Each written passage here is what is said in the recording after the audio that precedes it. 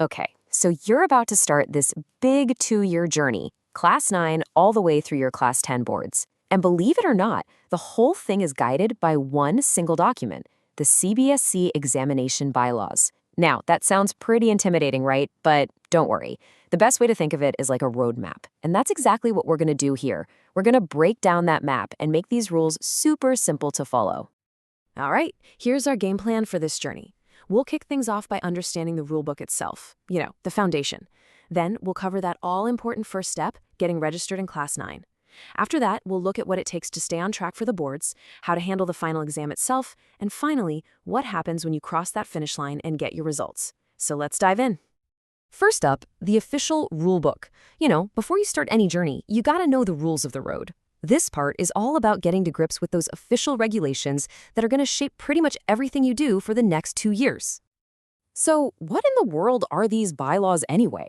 Well, put simply, they're the official rulebook. They cover literally everything, from how you get admitted and registered to how your exams are run and how the results are declared.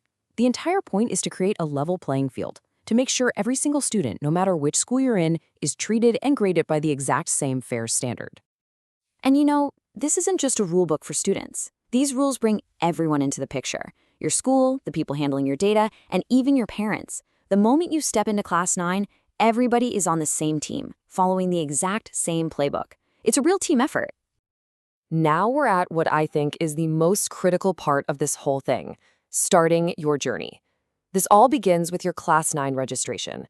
And this is so much more than just filling out a few forms. This is the moment the CBSE officially creates your identity in their system. Getting this right is absolutely crucial. The process itself is actually pretty straightforward. Your school takes your key details. We're talking your name, date of birth, your parents' names, and uploads them to the CBSE portal along with documents to prove it. And just like that, boom, your permanent record with the board is created. This is the digital you that's going to stick with you right through to the end of Class 12. Okay, now I need you to lean in for this part because this is super important. The name and date of birth that get answered right here, they're basically set in stone. Trying to fix a mistake later on is, well, it's a nightmare. Sometimes it's not even possible. So here's the takeaway. Check everything. And I mean everything. Double check it, then get your parents to triple check it. Every single letter, every single number has to be 100% correct. All right, you've passed the first major checkpoint. Your registration is locked in. Now, let's fast forward a bit to Class 10 and the road to the board exams.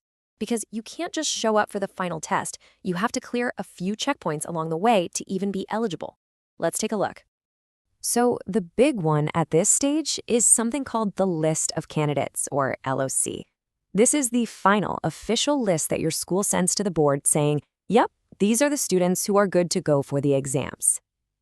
Think of it this way. If your name isn't on the LOC, you literally don't have a ticket to the exam hall. It's that critical. So, the big question is, how do you make sure your name gets on that list? Well, it all starts with this one magic number, 75%. This number is going to be your key to eligibility all year long. That's right. You need to have at least 75% attendance to qualify for the board exams. And trust me, the board is very, very strict about this. Now, there are some very rare exceptions, for really serious medical issues or for athletes who are competing at the national level, but even those need special permission from the board. For pretty much everyone else, 75% is the hard and fast rule. Okay, you did it. Your attendance is solid, your name is on the LOC, and the big exams are right around the corner. This last phase is all about getting prepared and making sure you follow all the right steps so that everything on exam day goes off without a hitch. First things first, your admit card. Your school downloaded and give it to you. But here's the deal. It's your job to be the final proofreader. This card is your golden ticket. It's what gets you into the exam hall. So go over it with a fine-tooth comb. Is your name spelled right? Is your birthday correct? Are all your subjects listed? If you spot even the tiniest mistake, you need to tell your school immediately. You do not want that kind of stress on exam day. And it's really important to remember that your final score isn't just about that one big theory exam. It's actually a combination of a few things. There's the main exam paper set by the board, of course, but there's also the internal assessments and practical work that your school handles. Then all your papers are sent out for confidential checking. It just goes to show you that all your hard work throughout the year really does count.